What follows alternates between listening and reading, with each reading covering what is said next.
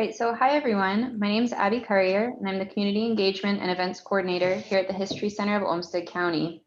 I'm so excited to see everyone on here tonight, and I look forward to learning more this evening about the Confederate battle flag. Here at the History Center of Olmsted County, we invite people to gather and explore and examine our past as we educate ourselves about the stories of Olmsted County and southeastern Minnesota. We are so excited that you have decided to join us tonight as we take a look at one of these stories. Tonight, we're going to have a presentation from Dr. Cameron Lippard on the Confederate battle flag. After his presentation, we'll have about 15 minutes for questions from the audience. During the presentation, feel free to put any questions that you may have in the chat, and we will try to answer as many of them as we can. You can find the chat icon down at the bottom of your screen. It looks like a little message box. But before we can get started, I did want to go over a couple of logistical things tonight. For tonight, we are going to keep everyone muted so that we can listen to our speaker. Like I said, if you have any questions, feel free to put them into the chat box and we will get to them at the end of the presentation. Make sure that you keep an eye on the chat box because we may put some links in there throughout the evening. And anything that we put into the chat, we will be sure to send to you tomorrow, along with a quick survey about tonight's program. It should take less than 2 minutes to fill out, and we really appreciate your feedback. We also recommend watching this in presenter view, but if you want to see everyone participating Brady Bunch style, you can do that by clicking on view in the upper right-hand corner of your screen. If you're joining us from an iPad, you may have to swipe a couple of times to change the view on your iPad. We are recording tonight's program, so please keep that in mind. We're so excited about tonight's talk and hope that you will continue to join us for some of our future events, where we will talk about everything from Antarctic exploration to trains to the hidden history of Rochester and so much more. These talks are one of the many great benefits to having a membership to the History Center of Olmsted County. We certainly hope that you will continue to join us for these talks and also hope that you will consider getting a membership to experience even more benefits. And then before we can get started, we're going to have a few remarks from Wayne Ganaway, our Executive Director here at the History Center. Wayne? Thank you, Abby. So nice to have everyone with us this evening, and a special thanks to Dr. Lippard coming to us from Appalachian State University. Very exciting.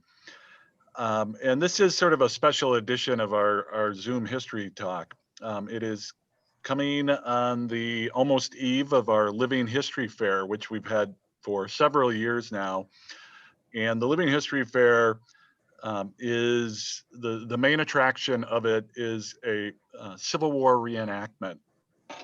Now, typically in the past, as part of that Civil War reenactment, we have, or the reenactors have included, of course, Confederate soldiers, people depicting Confederate soldiers, and there have been the battle flag that we think of that we're going to be talking about tonight.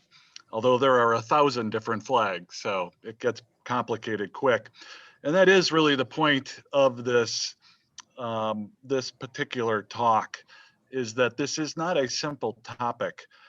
The Civil War is really too consequential to handle without a great deal of care and thought. And that goes double for the Confederate battle flag. You know, as a flag that is emblematic with the Confederate Army, the flag is inextricably linked with chattel slavery. And that is problematic, but it's also part of history. And we want to always be able to tell the good, the bad, and the ugly about history. But we want to do it carefully and thoughtfully. And the rebirth of the flag adds an additional layer of complexity to displaying it, because in its rebirth, it became a symbol for the lost cause, Jim Crow, segregation, and even neo-Confederacy, and even some radical groups that we see today. And that heightens the need for careful thought. And conversations like this. That's why, although we have decided that we will not be allowing the display of that battle flag at the Living History event this year, we did want to have this conversation to shed light on it and to try and really understand the history of the flag and where it has come to today. And so I'm really looking forward to this talk. I've read Dr. Lippard's article on this topic. It was very in-depth, insightful, and I found it of great value. And so once again, I appreciate everyone being on here. Abby has mentioned how to ask questions, and I hope you enjoy it. Thank you. Great. Thank you, Wayne. So tonight we're joined by Dr. Cameron Lippard, who is professor and chair of the sociology department at Appalachian State University in North Carolina. He received his master's and PhD from Georgia State University and his BA from Appalachian State University. His teaching interests focus on race and racism, immigration, war, inequalities, and research methods. He has published 8 books or edited volumes, and his most recent will be released by the University of Washington Press, titled Protecting Whiteness, Whitelash and the Rejection of Racial Equality. He currently serves as a senior editor of the North Carolina Sociological Association's online research journal, Association, and is co-editor of the international research journal, Social Inquiry. Dr. Lippard? All right, well, thank you so much for having me to the History Center, and Abby for setting this up. I really appreciate it. And I hope that this presentation will spark really this discussion, because that's what we need right now. We need more discussion about our historical events in the United States, as well as getting the facts laid out, right? And so today what I'm going to do, or tonight, what I'm going to do for you is go through what I've done as far as research for the last 20 years. I'm actually working on a research monograph right now for this particular talk that's dealing with my research since 2001, looking at the question of the Confederate flag. I will say Confederate battle flag in certain places, but when we're generally talking about it, we'll talk about the fact that when people say Confederate flag, they have a very specific flag in mind.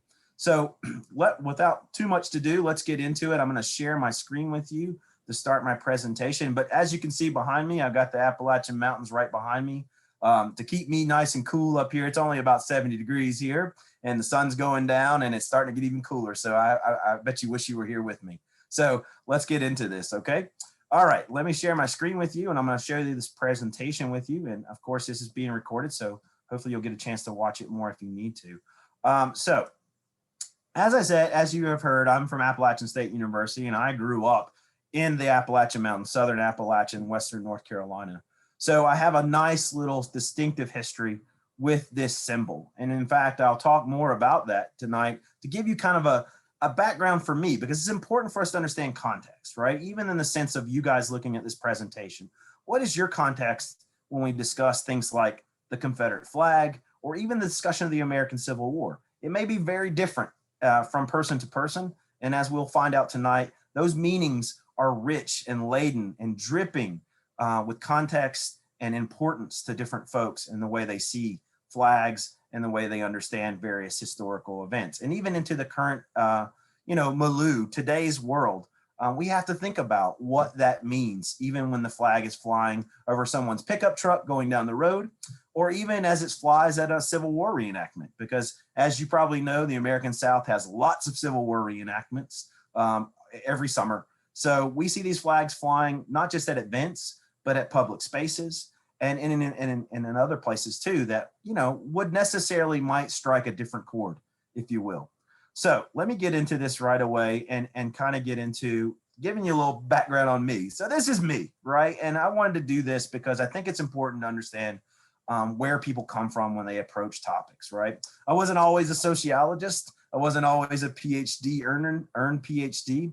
I grew up in the South, and in the South, I learned all kinds of things, right? But I didn't learn much about the Confederate flag. It was everywhere in my life, though. Growing up, it was on t-shirts. It was on the back of my uncle's truck as a sticker. It showed up at events. It was at Myrtle Beach, South Carolina on floats, printed on floats or bikinis that women were wearing. So the Confederate flag was kind of a benign symbol in my life as a child, right? And even growing up, even all the way through high school and into college, the flag for me was just another symbol of Southern pride, if you might. And you can see here, I've got family and I can make cat head biscuits. That's me. That's my hand right there holding that cat head biscuit. That's my grandparents up there who never finished high school, but were, just tenant farmers here in North Carolina, raising watermelons and tobacco and those kinds of things.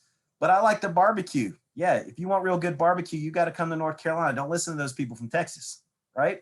And if you want to learn a lot about the American Civil War, come to the South because we have it everywhere, right? And in fact, if you see that picture over to the left of your screen, maybe, that's me in a Confederate uniform, right? I'm a Civil War reenactor, or was a Civil War reenactor for a long time. And in fact, I did living histories all over the United States, even all the way out to California, dressed as a Confederate soldier as well as a Federal soldier or a Union soldier. So I would point out that I've had a lot of experience with the flag in different ways, and it shaped my life, and I didn't really know how it shaped my life until later on, right? Until later on, meaning, yes, I went to school. And as I say, I'm a white Southerner transformed, right? When I stepped into my college years at Appalachian State, I learned that there are other people out there and that there are other people who have different perspectives about the world around them, right? And as going to Georgia State and right downtown Atlanta, Georgia, I learned that diversity mattered and that the ideas and functions of various symbols really impact our lives quite a bit, right? Seeing certain symbols tell you to stop or go, right? You learned this in traffic school. Knowing certain symbols of whether people like you or not really matter, right? The way they use hand signatures or hand signals, right? So I learned over my education that, there has to be something out there to explain really a discord, right? Because in my life, the flag didn't really mean anything until I learned that it meant something to other folks, right? It meant something benignly to me, but not to most people. It meant something very different. And I wanted to really dig into that. I started in graduate school with this research in 2001, and I'm still finishing it up after 20 years of study. So yeah, I want to point out that at App State, I've been a faculty member there, and I've been an award-winning teacher. I've published books. I've traveled around taking students to study abroad, even in Germany to study World War I and World War II, Costa Rica to study coffee. So I've seen a lot of different things, and I've focused on a lot of things. But the point for me is that I'm a sociologist that really wants to be able to voice people's opinions and voice people's views about things like the Confederate flag and things that really make up things like what makes a Southern ideology or an identity, right? I mean, I even study moonshine. I bet you're not even surprised with that, with the mountains behind me, right? So I'm a moonshiner, right? And I'm not on no TV show, but I've written books about moonshine. So I see all these things as cultural touch points, but they're important and they have lots of meaning laden into them. And they're definitely something we should consider. So letting you know my background, I think, is important because I think it's important to know where I'm coming from as a sociologist and as an individual, as a person that lives here in the United States and particularly in Appalachia. So let's get into the sociological perspective. And I bet everybody here maybe have heard of sociology. We're not social work, but sociology studies people, right? And how society impacts those people, right? And one of the things that we focus on is this idea of symbolic interaction, right? Symbolic interaction is really an explanation of how things like symbols and events that happen in our history or the events that we don't talk about or even notice in our history play out in meaning, right? And symbols matter, right? And this idea of having abstract symbols, such as even the idea of a letter, right? The alphabet is an abstract understanding of language, right? Same thing could be said about flags, right? That they are symbols and they represent something specific and also it impart meaning to those people who see them, right? So even when we talk about a battle flag or a flag that flew really for 4 years, right, over a war, what was that flag's meaning at that moment? And then how has that flag carried on a meaning beyond that moment, right? And you have to understand that I come at this as a critical perspective and seeing like, well, why does people keep saying that this is about heritage? And then we have other sections of the population saying it's about hate, right? Really racial hatred versus racial heritage, right? And we'll talk about that to some extent. But remember, what we're really basing this conversation on is that symbols matter, and symbols come from human interaction. And they require us to think about how that symbol might be interpreted in a cultural context or in a historical moment, or in a way, why do they come out when they come out, right? Maybe you noticed this recently on January 6th at the United States Capitol building. The Confederate flag showed up inside the rotunda of the Capitol building, right? First time that flag ever has been inside that building, but it showed up there. Why? Why, since, 1865, in 2021, we see a Confederate flag floating through a hallway of a besieged building, right? So it's something to think about, right? What meaning might that spark if I see that on national TV, depending on my context, my background, and maybe even my race or ethnicity, right? So we're gonna really have to understand, just like Dan Brown told us about the Da Vinci Code, symbols are worth 1,000 words. They explain something to us, right? So these symbols matter in our life, and as well as continue to matter into our present and in our future, even though some of us would like to capsulate them within a 4-year period, such as the American Civil War. Or, as we say down here in the South, the War of Northern Aggression, right?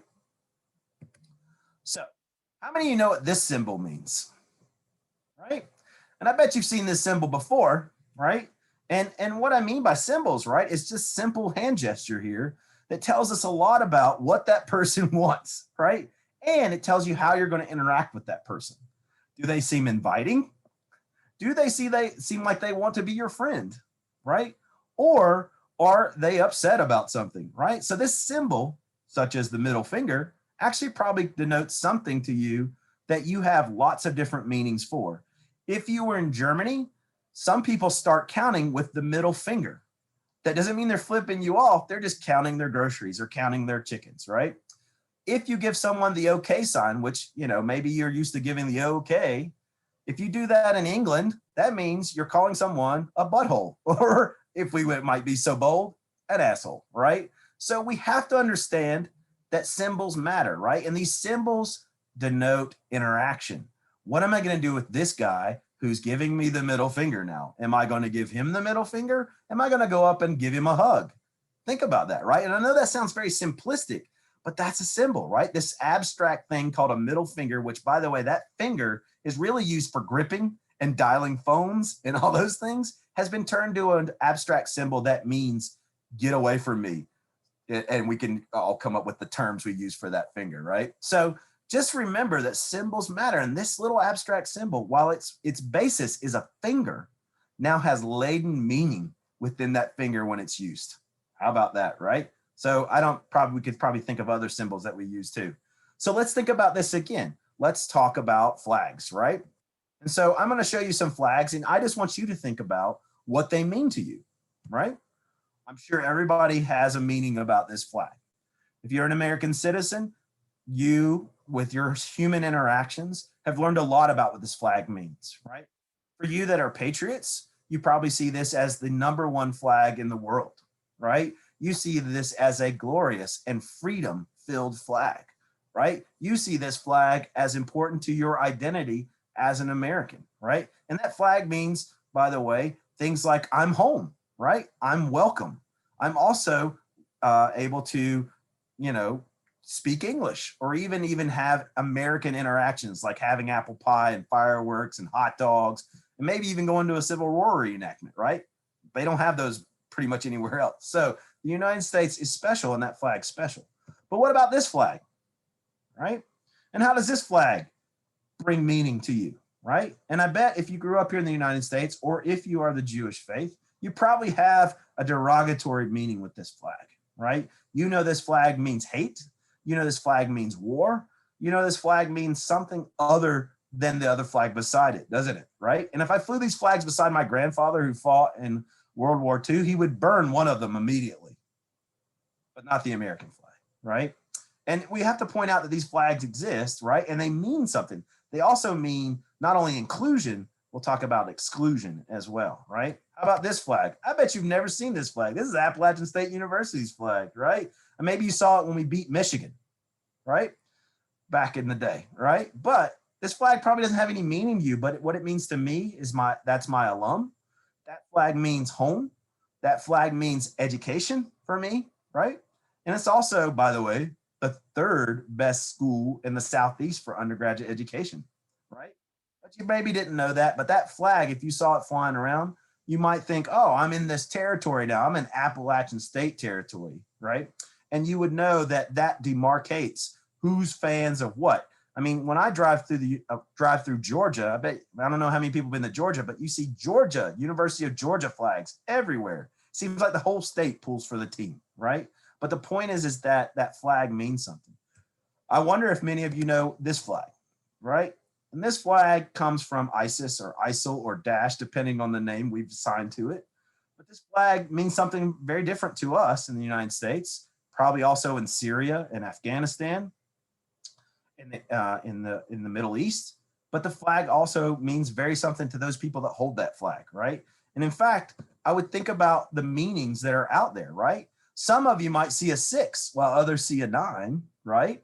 But the point is that the US flag for some folks is about racism and genocide, empire, superpower. It's violent, crooked, and negative, or aggressive and emotional. These are kind of connotations that we've received over the years in our exploits, in our exploring of a global superpower. The Nazi flag in the 1930s, by most German accounts, was a sign of prosperity and hope. Now, of course, there was some resistance to the rise of the Nazi Party, but many Germans, as we know from historical research and documentation, they saw this as an opportunity to get out of the Great Depression. They also saw this as charismatic, right? Which doesn't discount your meaning. It just means that there are other people that think differently about that flag. Same thing about Appalachia. What about the ISIS flag? People who wave this flag are looking for religious freedom and solidarity and non-Western influence, right? Now, are those bad things? I don't know, but I guess if you put a gun on the end of that, then it becomes bad, right? To us.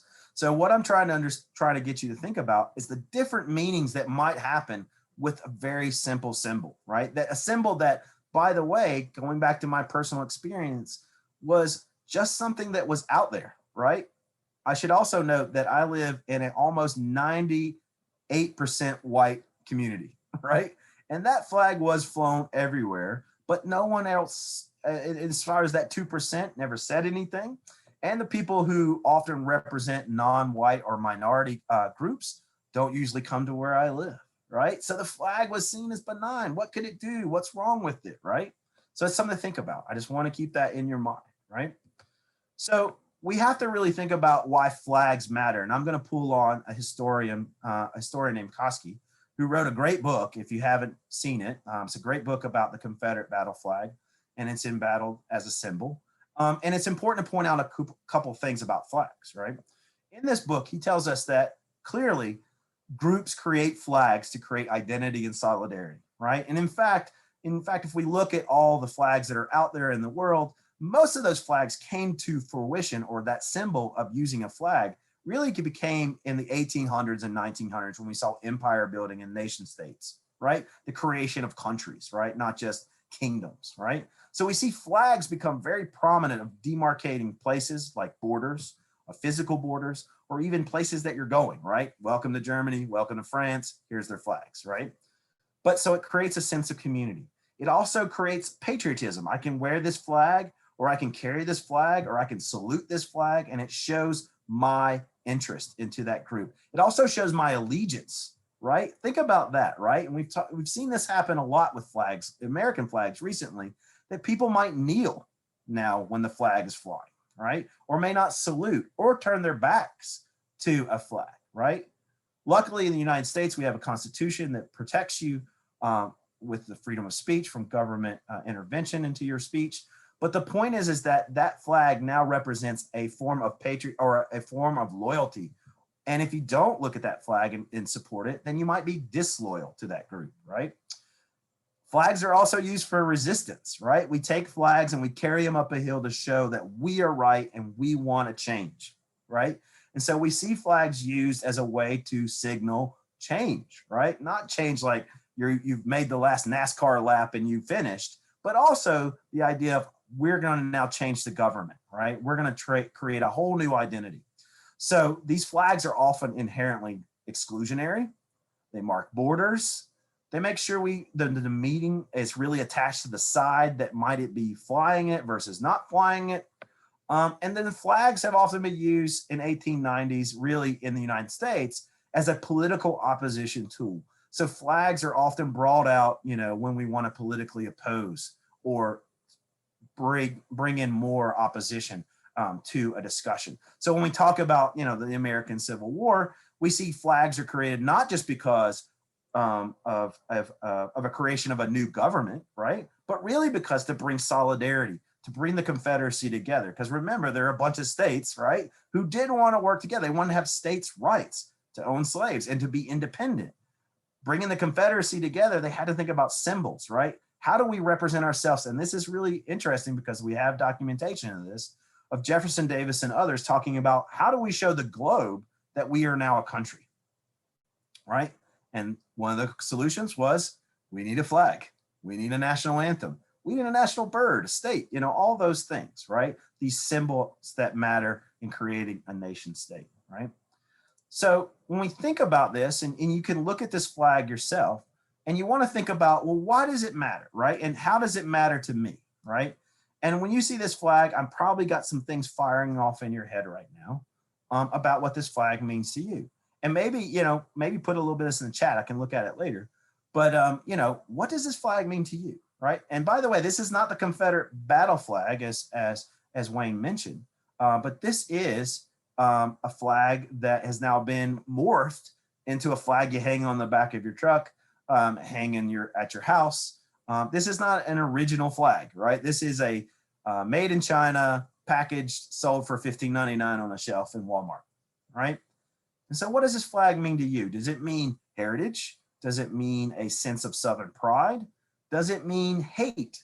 Does it mean racism or racial discord or violence, right? And that's important, right? These different meanings. And by the way, when are these flags trotted out, right? When do they get carried out onto the field? In the field of battle or even in the field of political discord or social discord, right? So we have to think about there are definitely different meanings. I'd be interested to see what a lot of folks up in Minnesota think about this flag right now. I know what they think about here in the South, but I haven't interviewed anybody up in Minnesota. And I wonder if you guys see this as, ooh, he put the traitor flag up, right? Or do you go, oh yeah, that's my people, right? And I wonder about that, right? Because why would they be your people? One, if you've never been in the South, never grew up in the South, or two, why is it a symbol of treason for you, right? So it's an interesting, or is it a symbol of hate? Maybe that sparked in your head. And I'd like to know your context, right? And that's important, particularly in sociology, right? So I'd like to show you some actual national poll data. This is 2015 from Gallup poll. And Gallup always does a national nationally representative survey.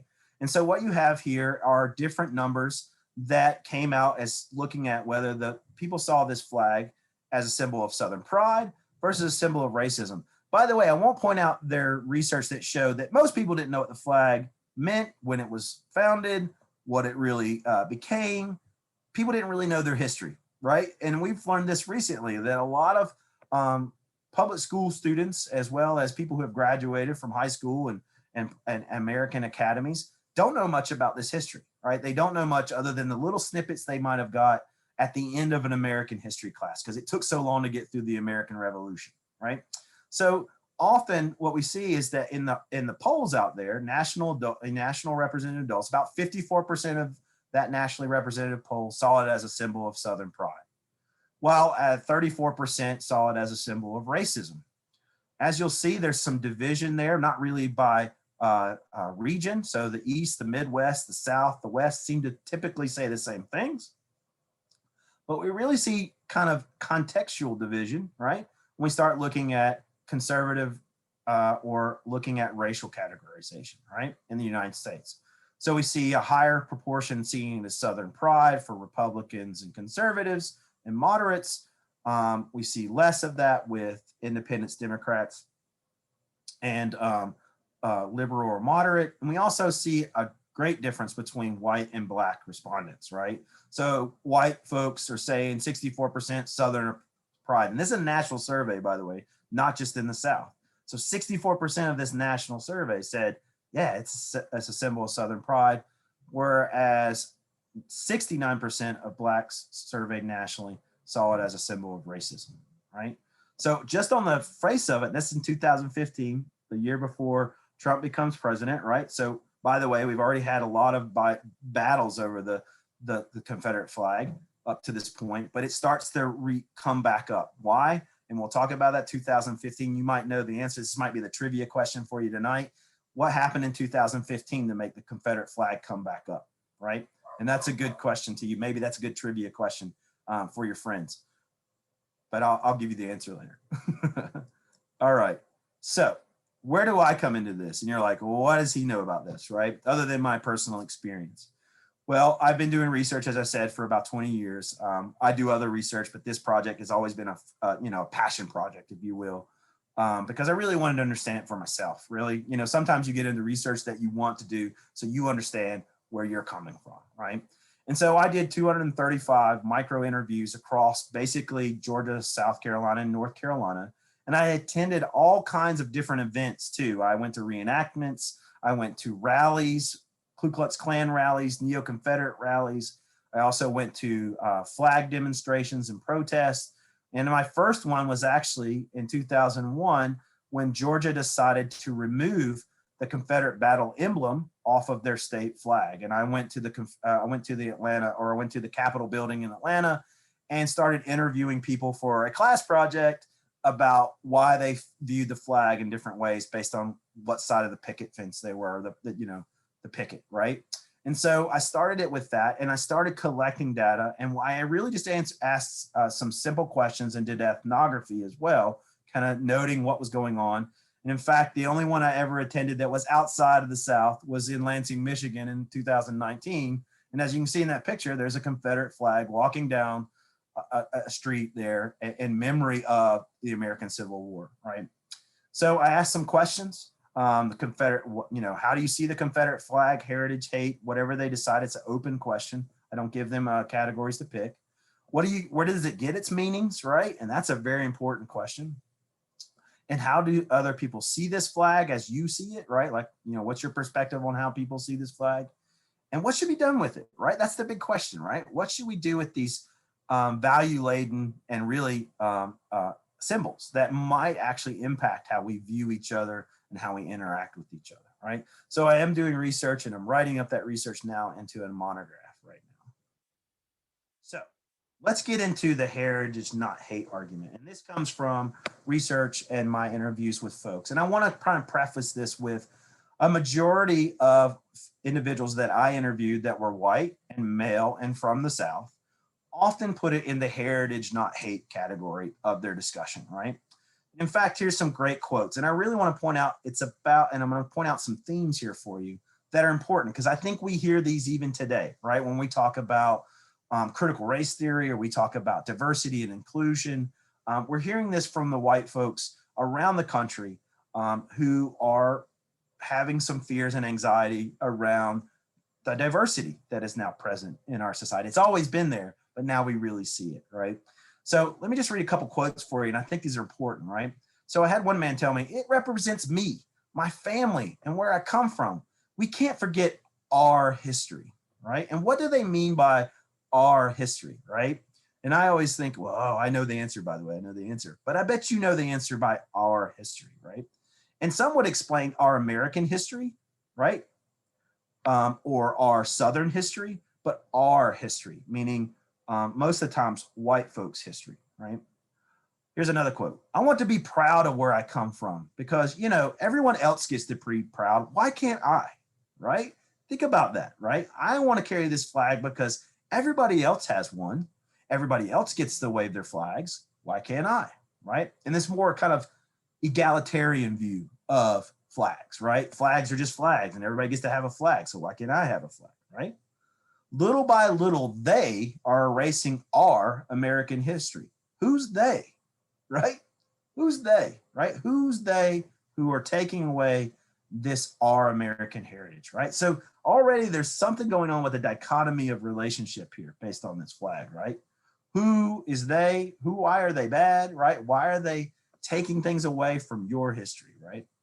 And this is a good one. My ancestors deserve to be honored and respected too. We have this nice little leveling point of a lot of people talking about, well, what about my ancestors who fought and died for their cause? Why shouldn't they be honored and why shouldn't they be respected?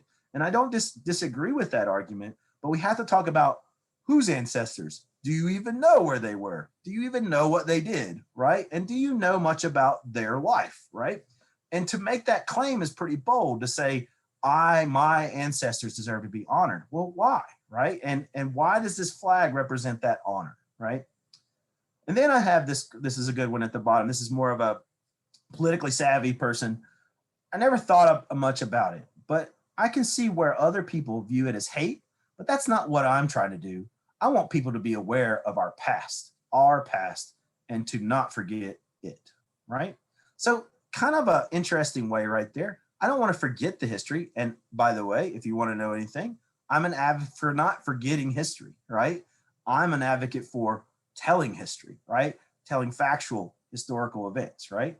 And so here what we're talking about is someone who's seeing the erasure. And a lot of these things are about the erasure of a history that has been really allowed to bloom in the American states, particularly in the South, but all across the United States. We have to be honest about this, because we'll talk about how this flag shows up in a lot of different places.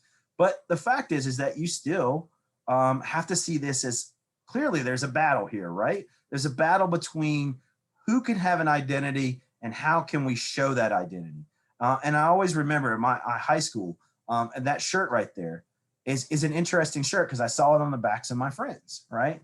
If this shirt offends you, you need to know your history, right?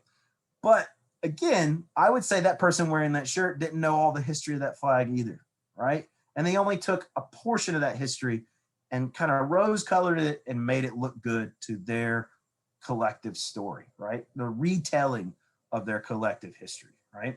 Which may or may not be right or wrong, right? But we're going to talk about that, right? So I'm really interested in this idea of heritage, right? And why is it that heritage? These are my people. This is my ancestry. But then I realized that they kind of have it wrong, right? They kind of, once you do the research and the archival work on looking at historical documents, you realize that they don't know much about that 4 years of history they want to claim, right? And if it's about Southern history, they really don't know what happened from 1865 until 2021, right? Especially when we look at social, economic, and political events surrounding this particular flag, right? So I have to remind people, right? The flag comes from an interesting situation. And maybe my historian buffs here will chime in for me on this too, thinking about this situation. But I have to often tell people, which flag are you talking about? Because they often don't know which flag that we're talking about when we say things like stars and bars, right? And in fact, you'll note here that the flag flying in the right-hand corner there is actually the first national flag of the Confederate States of America. That was the flag that flew over the Capitol building for the Confederate States, right? For the first 3 years of the war from 1861 to 1863. It is called the Stars and Bars. Why? Because it has 3 bars and a circle of stars of those original 7 states that seceded immediately, right? Now, I want to point out that most people don't realize that that's a flag for the Confederacy, don't even get upset when they see it flying, and in fact, don't know much about it, right? But the interesting part, I think, is that this history gets buried immediately out the gate, right? Because remember that flag, that first national flag, was to support a government that still wanted to have slavery, right? And it never said it any way different other than what we wrote in our history books later, right? And when we saw that lost cause discussion. But we can go back to that in a minute. But the sense is, again, is that this Confederate flag that we see flying to the left is actually not right? Because that's not the Confederate battle flag. That is a reproduced flag that has stretched out the field and made it very different. But this flag comes on the scene really haphazardly, actually, right? And in fact, because of first Bull Run, first Bull Run or first Manassas, depending on which side of the war you're on, you'll know that PGT Beauregard was really upset about the friendly fire that was happening between Confederate and Federal forces, right? And in fact, it was because many of the Confederate forces who marched on the field were carrying flags that looked very similar to the American flag, right? And in fact, because of that, PGT Beauregard wanted to find a way to better distinguish his troops on the field. Now comes the Confederate battle flag, right? That discussion of the Confederate battle flag becomes obvious in the Confederate Congress. There's discussions about how to make it, what it should look like, and right, they used first and foremost really the Scottish national flag, which is the blue cross on a white field, and changed that up because, by the way, a lot of those people who were in that level of government were Scottish or Scotch-Irish descendants. It also represented Christianity, which, if you didn't know this, the Confederacy had a large number of Jewish Americans serving in its Congress, and they opposed the use of the St. Andrew's Cross. And the field itself, the black, the blue, the white, was to make sure to note a lot of argument that the Confederate Congress wanted to make, which was they were still Americans, right? And they had fought in the American Revolution. And in fact, they were key to the success of the American Revolution and didn't want to lose that heritage, right? And in fact, there was a lot of connection to that, live free or die, right? And in that first year of discussion of 1860 about secession, and then the subsequent secessions that happened. So this flag actually is created to deal with battles, right? And the flag that we see here is not the right one. I'll show you the right one in just a second, the battle flag. And the flag is kind of made up to really just deal with battle scenarios. Now, of course, the national flag for the Confederacy changes over time, and you'll see this flag become the battle flag being incorporated. But here you go. Here's a whole set of flags the Confederacy had, right? And I would point out that the one in the very left-hand corner with the nice white banner around it with the St. Andrew's Cross, red field, and this is a battle flag. This is from a regiment. This is actually from a North Carolina regiment, where it was a battle flag. It was an entrusted flag to a regiment or a company that would take care of it. And it very much did become a flag for the Army of Northern Virginia. If you know anything about the Confederacy, they had several different army or different groups of army. They had the Army of Tennessee. They had the Army of Northern Virginia.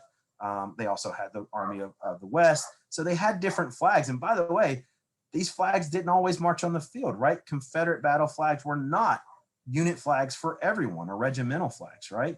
And you can see even the national flags by 1863 after the loss or coming up to the losses that happened by Gettysburg, the flag changes and becomes a white field, which is supposed to be purity, right? And you have the battle flag emblazoned on the left-hand corner.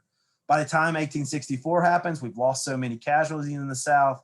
People were worried about the war ending and ending because of blockade and because of starving out of, basically Southern citizens, that we have a red stripe added to it. It's called the stained banner, right? It's called the blood-stained banner. But by the end of the war, the flag is added onto that. But I will point out here right now that never did a Confederate unit or a veteran unit of Confederate soldiers adopt one of these flags as their flag to present as in a parade, because a lot of the regimental flags, particularly the Confederate square flags, were prized possessions of a lot of Union armies. And in fact, they would capture these flags, and many of them were kept. Maybe you even have some in Minnesota that were kept by regiments to show their battle readiness and also show their victory. So a lot of these flags didn't come home, right?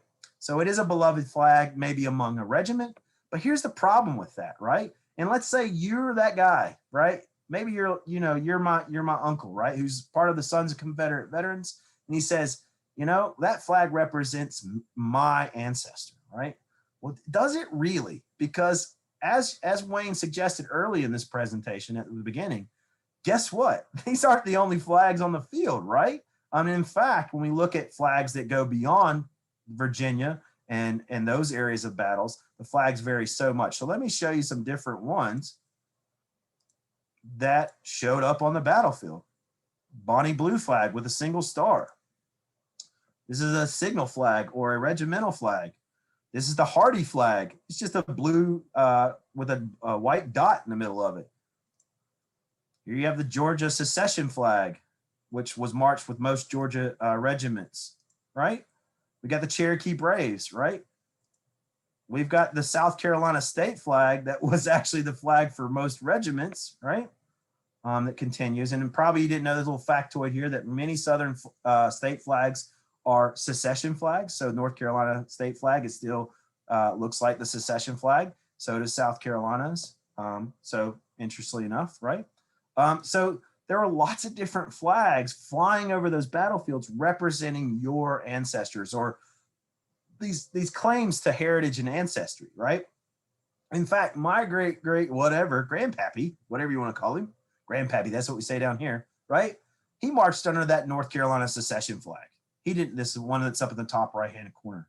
He never marched under a Army of Virginia, Northern Virginia flag, right? Such as the Confederate battle flag that we often see depicted on the field in a reenactment or even depicted in movies and things like that, or hanging above people's houses, right? So his flag is not that flag, which doesn't change the fact that he was fighting for a state who wanted to continue to hold slavery, but it does change my understanding of history, right? It does change the ancestry of understanding that flag's connection to my ancestry, right? And that flag doesn't represent him. So why would I fly it, right? Why would I continue to fly, right? And there's another, this is a flag from, I think, Alabama or Arkansas, but I won't, don't hold me to that. I'm not the history on that one. And then we have an Irish here flag. And even to point out, here's a good, for instance, even here in the South, if you know anything about the South, it was actually pretty well, while there are clearly states that were very much part of the Confederacy, North Carolina was one of those places that had splits across county areas, right? Or even regions, right? In Western North Carolina, actually just as many people served in the Federal Army as they did in the Confederate Army, right? And particularly in a county right near me, you can see here a list of all the different units that these individuals serve from this particular area, right? From Burke County and North Carolina. But they also had several people serving in the Federal infantry regiments and mounted infantry. In fact, these are two pictures of two individuals who served in these counties. I guess they had enough money to get a tintype, right? But a daguerreotype, but you have one in a Confederate uniform and another in a early war Federal uniform. So what we have here is division even here. And by the way, why did I bring up this particular county? Well, this county in recent years, within the since 2016, have been posting up humongous, is that a word up in Minnesota? Humongous, right? Flagpoles with these huge Confederate battle flags flying over our interstates. Interstate 40, big interstate, it runs all the way to California, right? And so at the ends of these counties, they put these big flags up to remind people where they are, right? But why did they pick that flag? Why didn't they pick some of these other flags that represent these individuals if it was, by the way, these flags were erected by Sons of Confederate Veterans units, or camps as they're called, by constituents who said they wanted to represent their family's heritage, and they put up that flag versus, by the way, the Burke County flag is actually the flags used for many of these regiments were North Carolina secession flags, right? So the point here I'm trying to make is that simply that if we're claiming a heritage, what heritage are we claiming when we put that flag up, right? And if we make it about South, then what is that? But if we really stretch it out to white folks who generally agree that it's a sign of Southern pride, right, and not racism, why, right? Why are we picking that flag out of all the other ones, right? Which is an important point that we'll see later, right? And we have to remember different flags for different reasons, right? There's a battle flag, there's a national flag, there's a state flag, there's even flags for folks that fought for federal forces scattered throughout the South, such as you can see here, a 1st North Carolina Heavy Artillery flag, right? So there are all these different kinds of flags sitting there, and most of these flags were captured, hidden, and put into collections. Most of these flags don't trace any particular, these Confederate battle flags don't really connect to the veterans of themselves because they marched under different flags. So do these flags really fit our heritage, or white folks or Southern white folks heritage, right?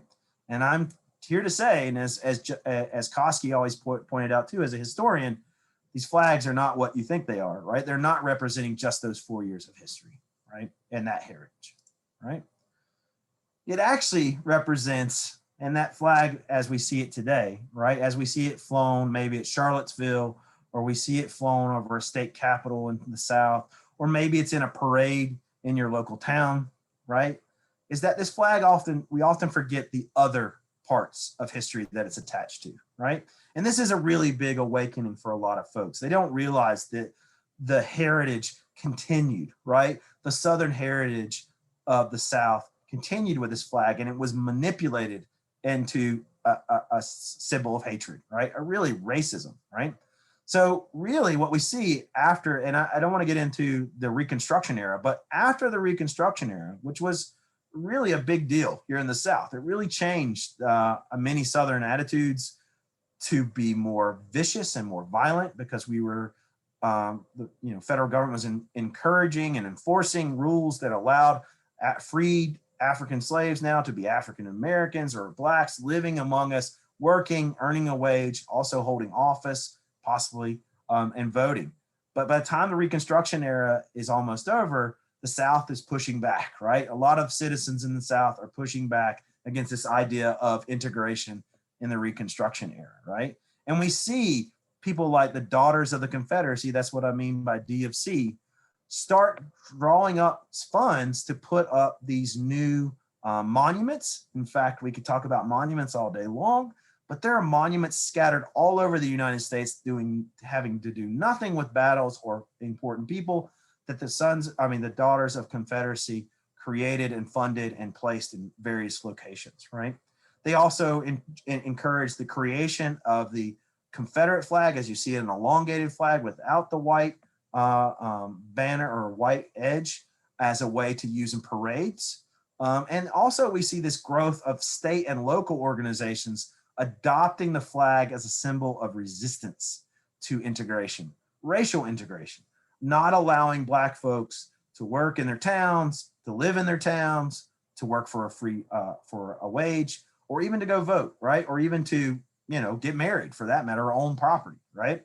So these flags become embedded in a lot of things. You probably heard recently, Mississippi just passed a law to remove the Confederate battle emblem from their state flag, but it has been there since the 1890s, right? Other states, such as Georgia, South Carolina, put up their flags in the 1950s. Does anybody know what happened in 1954? And if you didn't say Brown versus Board of Education, you were wrong, right? But why did that matter to a bunch of Southerners in 1954 to 56 when they started putting those flags, these emblems on their flags, right? It was a sign of resistance, racial resistance to racial integration. We also saw it show up in sporting events, or also became mascots, right? So we think about Ole Miss in the University of Virginia. And in fact, when they have football games back in the 1950s and 60s, they would carry out these flags to go play sports against the northern teams and the southern teams. And of course, we can't leave out, as you can see here, that's George Wallace up there giving us the okay, or if you've been to England, he's calling us something you don't want to know, right? That, as George Wallace said, there will be segregation today, segregation tomorrow, segregation forever, as he ran for the governor of Alabama, and later on tried to run for president. So we see the rise of the Dixiecrats, which was a change in the party of Democrats for the South. But Dixiecrats, no matter where they went, they always had the flag flying behind them or on their paraphernalia that they were handing out. So these flags kept showing up, and we can't forget that these flags are showing up at times of, by the way, racial resistance, white racial resistance to Black prosperity or Black inclusion. Even in places like Texas and Arizona, these flags come out to exclude Native American, Indigenous, as well as Mexican American folks. So these flags start getting used as a way to say, I know where the demarcation is when it comes to race relations and politics. And what about today's heritage, right? And we can't forget the Ku Klux Klan has used this flag in several of its moments, right? In several moments of its dastardly work as terrorists against other groups in the United States, particularly African Americans, Jews, and homosexuals, right? And interestingly enough, I've interviewed folks in the Klan, and one of the things that's funny to me is that probably you didn't know this, but the flag that they actually show allegiance to is not the Confederate flag, but the United States of America flag, right? And that is their flag of allegiance, actually, the United States of America flag, right? And the Ku Klux Klan, as one person told me, and that's a picture, he's in that picture there with everyone saluting with the Confederate flag. This ain't our flag, as he said to me. This is the US flag is. Sure, we use it because we know it gets people's attention, right? So the flag took on this, negative connotation, of course, a racist, violent connotation. We'll talk about the violence in just a second. But the flag brings us together, and no one questions our intentions when this flag comes out, right? And the neo-Confederate movement, people who are looking to bring back the Confederacy and also bring back this idea of segregation as well as separation, maybe even seceding once again. If you didn't know this, South Carolina tried to secede in 2006 again, and so did Texas. But here we are again with this one. I never thought I would have to fight so hard to keep something I love and see as the essential symbol of the South, right? I thought sweet tea was the essential symbol of the South, or good barbecue, but no, the Confederate flag really represents it for them, right? Or as it says, the St. Andrew's cross on that flag represents our past, our present, and we see and how we see the future, right? So even in these kind of political movements, whether it's the Klan, a domestic terrorist organization, and that's how they're defined by the FBI. They have been defined that way since early 1920s. And by the way, does anybody know what the enrollment was after Obama got elected into the Klan? They saw a record membership of 250,000 people join the Klan after Obama was elected. Okay. And I would point that out. Why? Right. And why? Right. And this flag came out in those rallies as well. Right. But we also have to remember that there's another side of the coin. So we heard about the heritage part, and I kind of tore down that argument, right? What heritage are we connecting to? Just 4 years of history that you don't know much about, and you don't really know the connection to that flag and your heritage? Or are you talking about the kind of violent racist heritage that grew up after the Reconstruction and into our lives in the 1950s, 60s, 70s, and onward? Or are you a person that sees this flag as a symbol of hate? And this comes from those folks that I interviewed that did that. Now, this was not just African-American. I actually talked to African-American, Latino folks, as well as white folks that sat on both sides of the picket, right? There were African-Americans standing on the side to keep the flag flying at some of the rallies, right? And to use that flag. So, there are some divergence here, right? But really, generally speaking, those people who were against the display of these flags and the use of these flags in different places were often minority, right? They were often African-American, particularly, right? And a lot of this brought back a lot of hardship and thought and actual recent memory about what was going on, right? And so here's some good quotes, right? It strikes fear in my heart because only hatred and violence follows that flag. Now think about that. Anytime this flag comes out, something's coming with it, right? And it's not good, right? How about this quote? My brother was lynched outside my home in Alabama. Beside him hanging in that tree was a Confederate flag, right? And these people are still alive. These are people who are, I've interviewed them within the last 10, 15 years, right? This flag is full of hate, and you only see it out when white folks are upset about something. Think about that, right? Why does this flag come out when there's, a political upheaval, right? Or it would be okay if they just recognize the atrocities they were committed in the past and present under that flag. Now, here you have this kind of peace offering, right? Like, just note your real history with this flag, and then maybe we can, deal with that, right? We can atone. You can atone for it and talk about it, and we can have it flying, but you have to understand the flag has a meaning, right? And this is a good one. They lost, and they have been punishing my family for decades for losing. Think about that, right? Punishing my family for decades. If I see it on your bumper, and this is an important quote that I really want you to leave with, right? And when we talk about this, if I see it on your bumper or flying over your house, I understand. I understand you don't want anything to do with me and you would rather I disappear, right? This kind of vitriol, feeling about seeing a flag flying in the air or seeing it on a bumper sticker, right? I didn't have that, right? I didn't have that as a kid, but think about those people who are having that, right? Having that vitriol kind of reaction, right? To these symbols, right? So we have several people going, it's really about hate. It's really about focused hate, right? It's racialized hatred and violence. It's not just about social class. It's not about some war that happened that we don't really know about. It's about what's going all the way up to the present moment, right? So I think about some of these things. You think about, as we said, Jim Crow segregation, right? And by the way, Jim Crow segregation is always blamed on the South primarily. We did do it a lot because states took over laws after the Reconstruction era and created several laws that disenfranchised African Americans and other minorities of economic, social, and political capital. But Jim Crow did spread throughout the United States, but they just didn't call it that.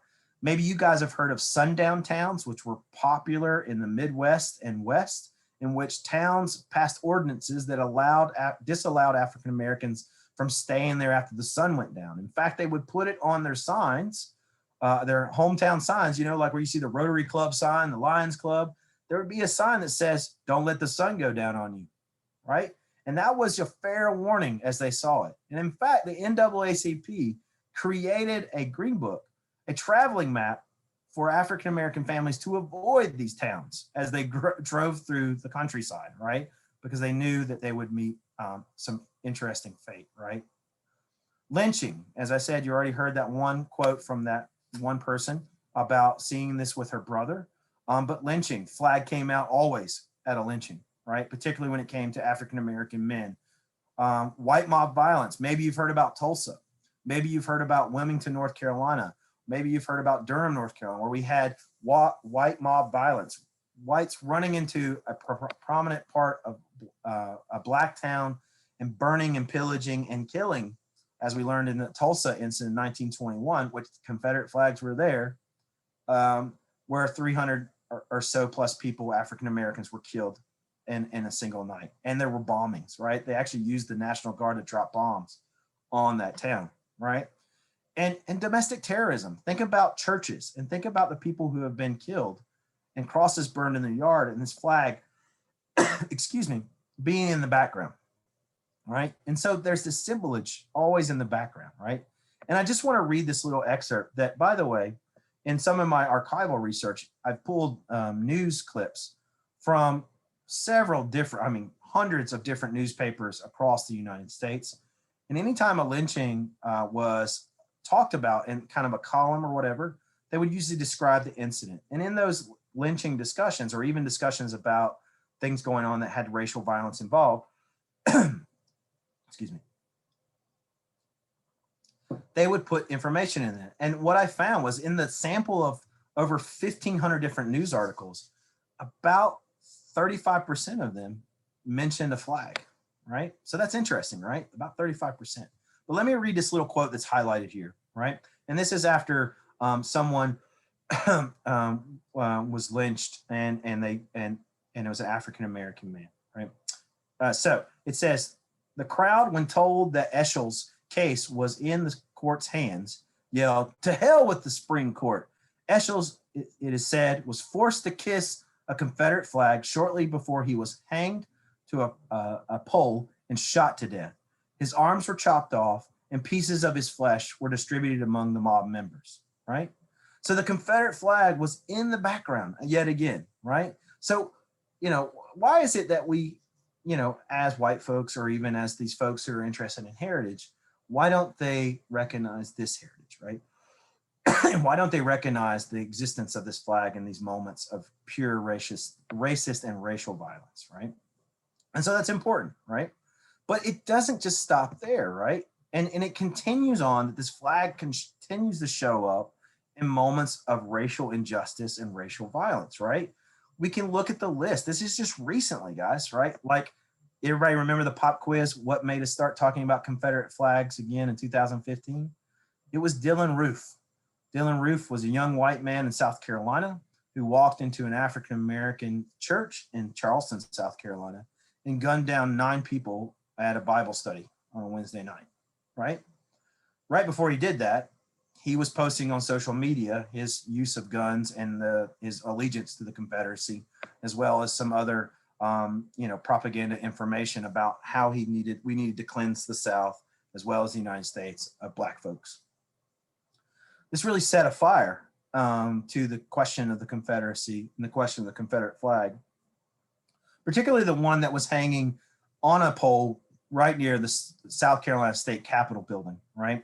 It had already been removed from the top of the building in 2000s, but it had been moved to a statue on the outside of the building. And now it was a call for it to bring it down, since Dylann Roof used it as a symbol of hatred. Maybe you remember Charlottesville, Virginia, that happened recently. Where were they? The Confederate flags were out there with neo-Nazis as well as neo-Confederates. And a person who also ran over Heather, I think that was her first name, in that situation, had a Confederate flag tattooed on his forearm. So we also see issues of blackface come up, and I put WFU, don't know, that's Wake Forest University, had a scandal of taking pictures with Confederate flags that came out, that local legislatures were standing in that picture. We think about Black Lives Matter and the Proud Boys too, right? And those uses of those flags in violent, racist, and as well as racially tense situations. I mean, we don't even have to get into the past, right? In the sense that we have seen these flags pop up in different places, like on the interstate. If you ever travel through the South, you might see them flying over the interstate. You're also seeing them at Trump rallies in his election campaigns up to 2016 and 2020. You saw it carried into the Capitol building, the United States Capitol building, by a man by the last name Seyfried, who is from actually Maryland. As he said, I took it off the front porch of my house and thought it would be a good thing to take to the rally for Trump to be a president, because Biden stole the election, right? We also seen it in places like Michigan against anti-COVID restriction demonstrations across Arizona, Michigan, Texas, Montana. In fact, there were, I don't know if you remember, these caravans of Trump supporters flying these flags, driving all over the United States, right? And these flags have come up, at several moments in our recent history. January 6th insurrection, we see these flags flying and entering our United States Capitol building, which the Confederacy never got close to, right? So it's something to think about, right? That the flag keeps coming up, and it's coming up not as a heritage statement, but as a racial resistance statement, right? So you might want to question, right, this idea of why this flag maybe be sparking, right, this view, this meaning, this other meaning of it being hateful, racist, and also a sign of violence, right? But the problem is, as we say in statistics, you can always skew up the meaning. And if you know what statistics are, maybe you'll laugh at that joke, but you can change the meaning sometimes in our world, right? And in the world of interaction with this flag, it has been commercialized, right? Come on, this flag shows up on bottles, cans, it shows up on clothing, it shows up on cars, it shows up as bumper stickers, it shows up other places around the world. And it actually has become now a symbol of different identities. I mean, how you can buy flip-flops with the Confederate flag on it. You remember Dukes of Hazzard, maybe. I don't know how old you guys are, but Dukes of Hazzard, one of the most popular shows out there at one time, had this flag emblazoned on the top of its beautiful muscle car with Daisy Duke there laying on top and Luke and Bo trying to save the day. By the way, all that was filmed in California. That never happened in Georgia. So, we have this memory of, well, it's okay. It's just, that's the South, right? That's how they do it, right? Or it's a party thing, right? I see this a lot within pics on social media where, young folks are just putting this flag up to show their rebelliousness, right? It's a rebel thing. I'm a good old rebel, right? I'm being a real authentic redneck. And here in the South, that means you're a hillbilly, or in the mountains, that's a hillbilly thing, right? Or I'm a working class person or a conservative, I have conservative views. Maybe it shows up in Civil War reenactments, right? Or even weirdly enough, there are plenty of individuals who use the flag as a way to be a counter move to some of these things. Like I took a picture of this. This was in Tennessee, and this was up to the election of Obama. Even we've had enough. Rednecks for Obama, right? And you see in the O, there's a Confederate flag right there, you know, that little cross of stars. So that's interesting, right? And there are individuals that do support, but they represent, again, minority fringes of this topic, right?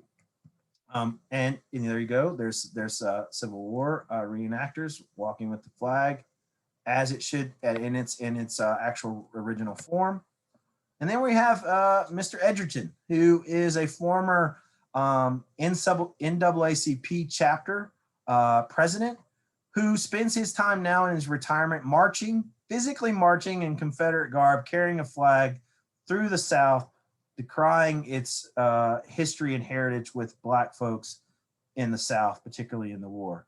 Now, if you didn't know this, free Black folks never fought in the Confederacy. There was discussion of it in 1863 to take in Black folks, to conscript them to work, to serve in the military.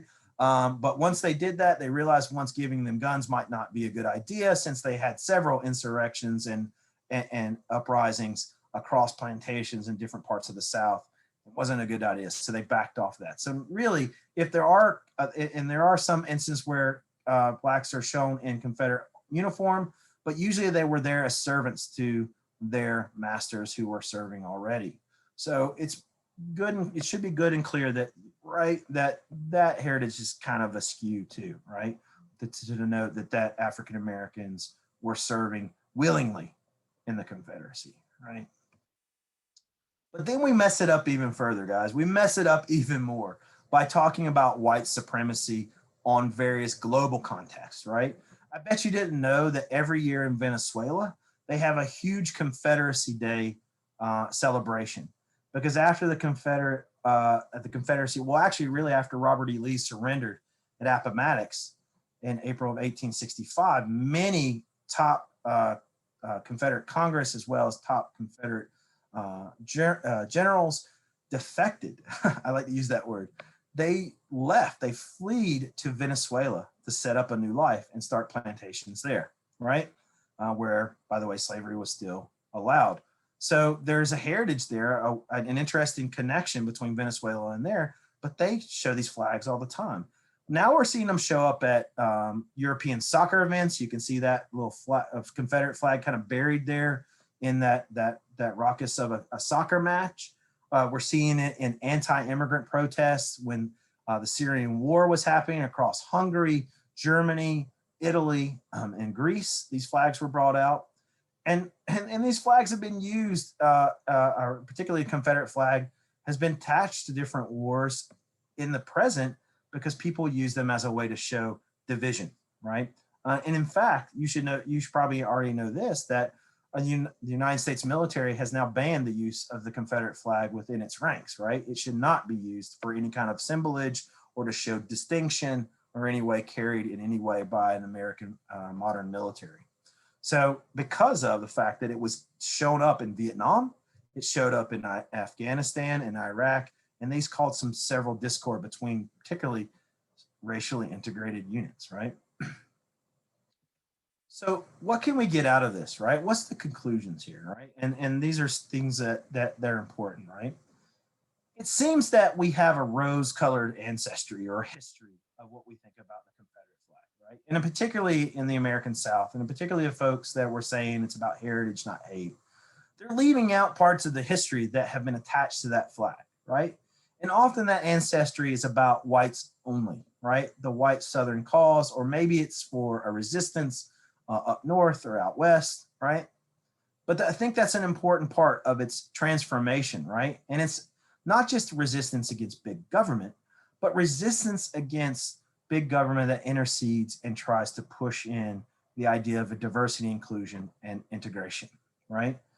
And there is clearly an interesting vein of discussion within white folks right now about losing, right? And a lot of white folks, and you can read this through a great book by Arlie Hochschild, right? About how white folks are starting to talk about how they're losing all their benefits, right? And how America has completely changed. And the things they used to have, like job security and a safe neighborhood, have now all been lost, right? And those privileges, or, you know, what they saw as the American way, have now changed, right? And so there is some legitimacy to that claim, because so many white folks are saying it across the United States, not just in the South, right? But the point is that this flag and its whole interpretation really is racialized, right? It has to do with race and racism. It started out as maybe a benign battle flag on a field, but that battle flag still represented a government that believed in slavery and would have continued slavery, as we can tell from the vice president of the Confederacy, his papers. That was the sense. If the war was to be won, the war would lead to more and more slavery, right? Opening up, by the way, the transatlantic trade of slaves again, right? So really the idea, again, is this idea of heritage is really rose-colored, right? It's rose-colored glasses, as one of my professors used to say. It makes it look really nice, but it really wasn't about being nice at all, right? And we still see these problems coming up. This is a picture I took of a school outside of in Tennessee of their continuing use of, in a high school, an elementary school, excuse me, of the rebels, right? And as you can see, the rebel barracks. And if you can see in the background of that picture, there's a kid actually hanging in a tree in the back, right? Right. And this is 2018. This has since been scrubbed as of 2020, of November of 2020. But for a lot of folks, this is a troubling symbol, right? It represents racism and discrimination. It represents violence, particularly lynching and white mob violence. It's a resistance to inclusion, right? And a resistance to diversity and acceptance, and even justice, right? Because these flags, as one quote said, some reason these white folks only bring these flags out when they're upset. And what are they upset about, right? And that's an important distinction. Now, the conclusions, right, are really about solutions. And I don't, you know, maybe we could talk about this more too. I'd like to know your guys' perspective on this too. But we do have some idea about what we could do with these, right? Ignorance does not equal innocence, right? And we know that for a fact. So we don't need to revise the history, but we need to make the history clear, right? And we need to make sure that history is taught appropriately and factually, right? To show that we can't be ignorant to what this flag has been flown over, right? It wasn't just 4 years of suffering of battles, right? And it wasn't just about those individuals that died on the field, right? It has become more than that, right? And we have to recognize that history, right? So we have to revisit that narrative, that one-sided narrative. We also live in a tolerant society, meaning democracy encourages us to have tolerance for other views, other meanings, and to recognize when symbols and other things challenge us to the point where it fractures us, it divides us, right? And, you know, do we not remember what Abraham Lincoln said, right, about division, that we cannot stand, right? And what this flag does is continue division, right? Now, we can argue about, you know, what that division is and whether it clearly exists across the United States. But I guarantee if you bring this flag out in somewhere in Minnesota right now, you might have a little bit more problems on your hands, right? And as well as in other places around the world. And all symbols are varied and contextual to the past. And unfortunately, for the modern moment and for the future, those people get to determine what this history is about, right? Not you and not the past, right? Those good people are gone and you'll be gone too. But the point is that we have to set the record straight, right? We have to realize that the flag itself, its symbol, as an abstract symbol, has caused more possible grief than ever pride, right? And that's something to really remember in this situation. And there are solutions, but these solutions really are hard solutions to really take into our sense of the United States and our ideas of freedom, right? But, you know, Germany has really done really well in removing the Nazi flag and its symbols from its culture, right, and from its society. And in fact, they removed it in the sense of creating laws that are against the use of the swastika or any kind of symbolage. And usually, if you get caught using a swastika, then you will receive a 500 euro fine, about 750 bucks, plus possibly 2 years in jail or 2 years of community service. Further offenses may end you up in jail for more than 10 years, right? We also have to realize that that's probably not going to work here in the United States because we have this thing called freedom of speech, which includes symbols. And remember, the freedom of speech protects you from government intervention of taking those symbols and putting them away. But we do have American codes of conduct when it comes to the display of the United States flag. And please remember that if the United States flag is placed on a pole or anywhere, that it should always be higher and treated as the flag, and everything else should be kept lower or be removed, particularly a country that was against you in a war, right? And so it's important to understand that we already have rules about placement of these flags, particularly how they should be displayed, how they should be placed in public spaces. And in fact, if you go back to some of the quotes where some folks saw this flag as treasonous, right, and saw this flag as a loss, right, like the flag, you lost the war, right? Should you be allowed to display it? Imagine if we allowed Germany and the citizens of Germany to walk around with the Nazi flag on their backpacks, and we allow that here in the United States, by the way. And how would we feel about that, right? Since we had a lot of strife with that flag, right? But we have to remember freedom of speech is there, and we have to start thinking about clearly denoting the varied history and perspectives. I think that's really the signal here that we need to pay attention to, is now that we need to pay attention that we're not we being white folks, and particularly white Southerners, aren't the only ones that made history, right? And yes, we understand the historian edict. Those that are the victors are the ones that write the history, right? But this isn't about the victor. This is about the loser and their ability to use that flag to denote division, continued division, and continued strife, right? And we have to remember those things, right, in the sense of solutions. So I'm going to stop there. That's the end of the presentation. Woo, we're done with that, right?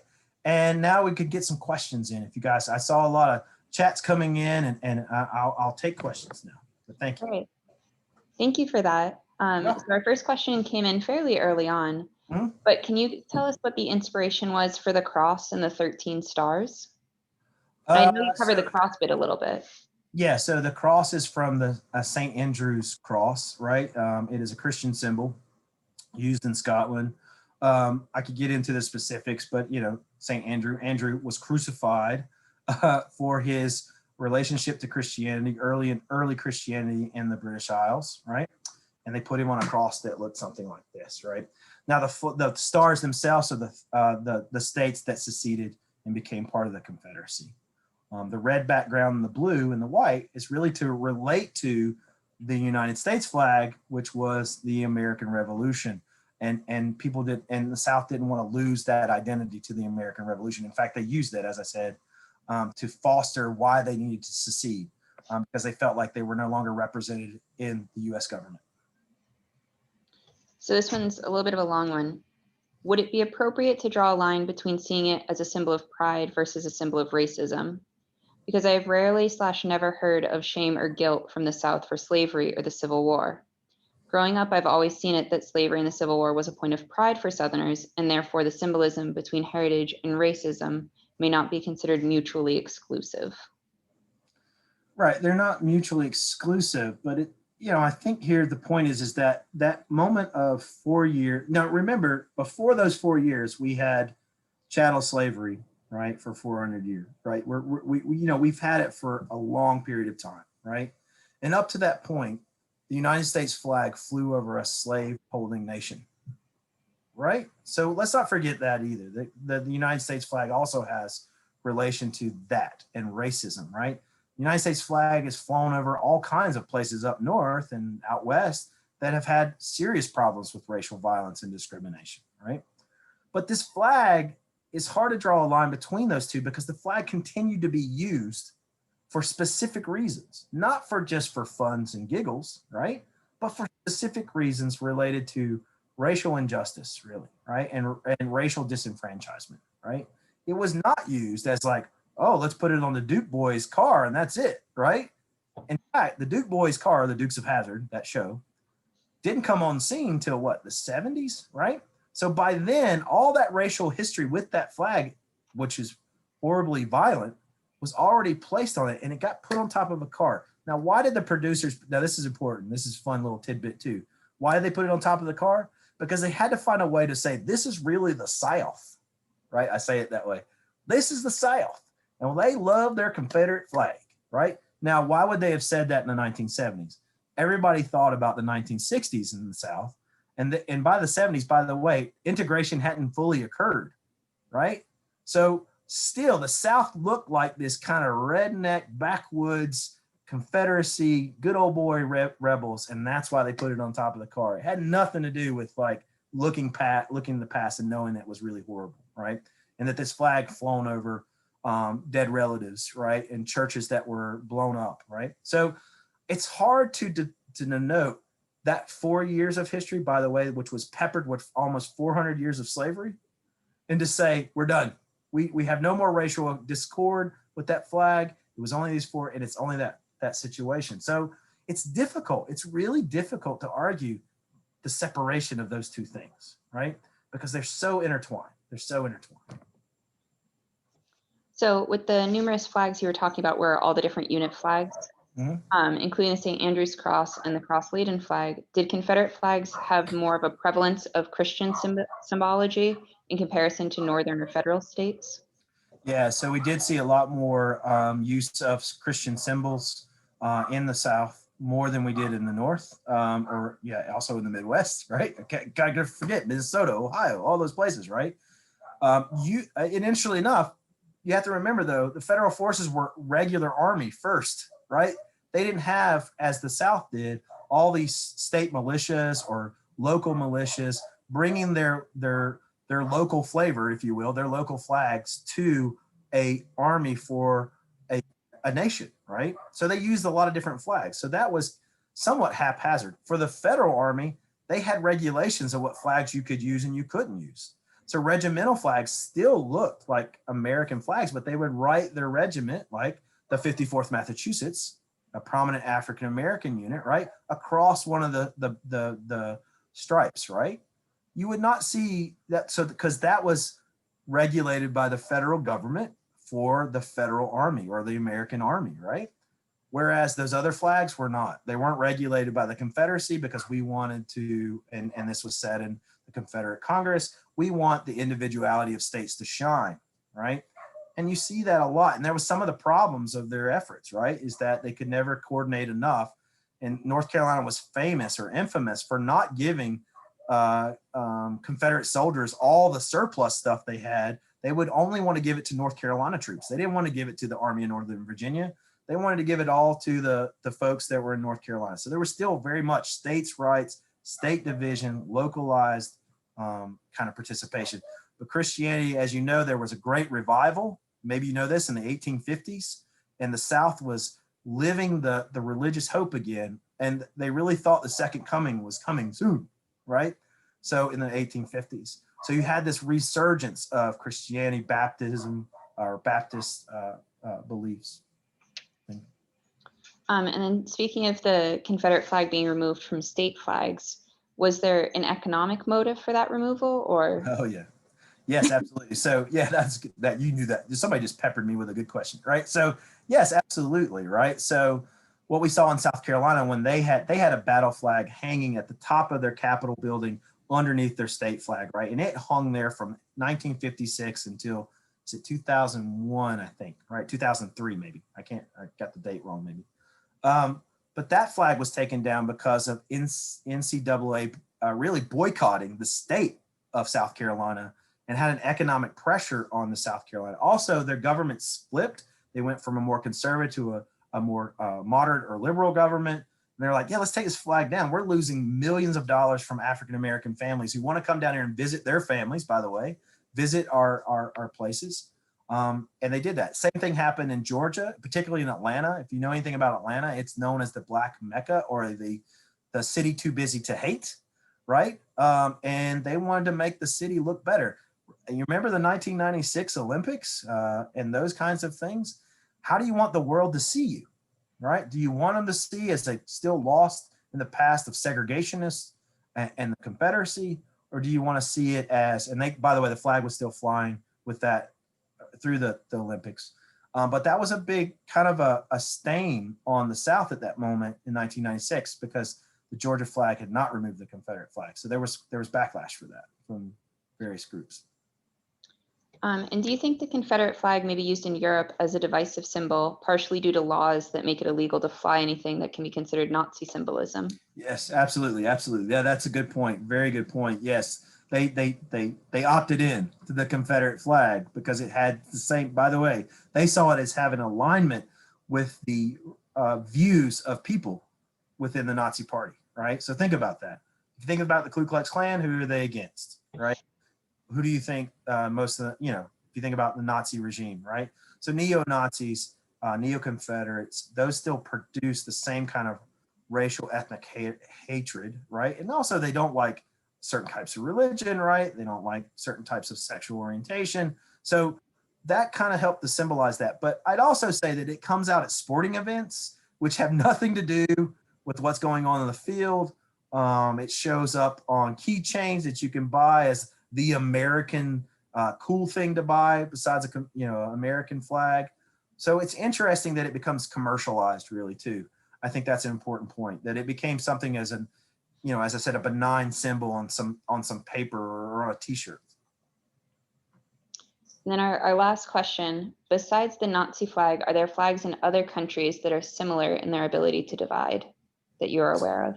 Yes, I mean, maybe many of you understand this too, but the Israeli flag is very divisive, right? And so is the Palestinian flag. If you remember South Africa, before the apartheid, they had a particular flag, and when Nelson Mandela came on, he created a brand new flag that included all what he saw as all the colors of his people, and to make a more inclusive flag. But before that flag, was a very divisive flag, right?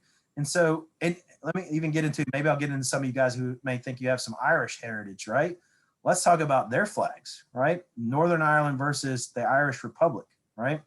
Northern Ireland, there are British Union Jack flags that fly in Northern Ireland that make a lot of Irish folks really upset because of the persecution of the Irish by the British for a long period of time, right? For centuries, right? And so we have to remember that these flags are very important, right? And by the way, if you're not paying attention to Brexit right now, this is why I love talking about flags. Those flags are coming back up, right? Because Brexit is going to remove Northern Ireland from their economic and political unity created by the peace agreement of 1998 between the Irish Republic and Northern Ireland. Now the British Union Jack is starting to fly again. And there's also an Ulster flag. That's what that area is called if you're actually British Irish, the Ulster area. The Ulster flag is flying again against what we call in the Irish Republic the tricolor or the tricolor, right? The three-color flag that Irish Republic received and flew as a present from the French government when they tried to revolt against the British in 1916. So these flags are coming out again to show this division and to show the strife is not gone, right? And it's anti-ethnic, right? Because these people look and talk the same ways, right? But they may be different based on religion, Protestant, Catholic, or where they grew up on that border, right? So there are plenty of flags. And that's the problem, right? Flags are divisive. Flags are exclusive and inclusive at the same time, right? And that's what we have to realize with some of this kind of study. Okay. And I think that's a great place to leave off the chat for tonight. So I do want to say thank you very much to our audience for asking all of these great questions, and also to our presenter for sharing his time and expertise with us. We hope that you enjoyed tonight's program and that you continue putting on his puppy. We hope that you enjoyed tonight's program and that you continue to join us in the future as we discuss everything from villages in Minnesota in the 60s to housing covenants and so much more. Check out our website, olmstedhistory.com, to keep up to date on all of our events and programs. And if you enjoyed tonight's presentation, consider making a donation to help us continue to offer this and other great programs, or consider becoming a member. A History Center of Olmsted County membership offers a wide variety of benefits, including access to free and reduced cost events like this. Thank you so much to everyone who joined us tonight, and we look forward to seeing you at our next event. Yeah, thank you all. Bye. Come see us in North Carolina. Thank you. All right.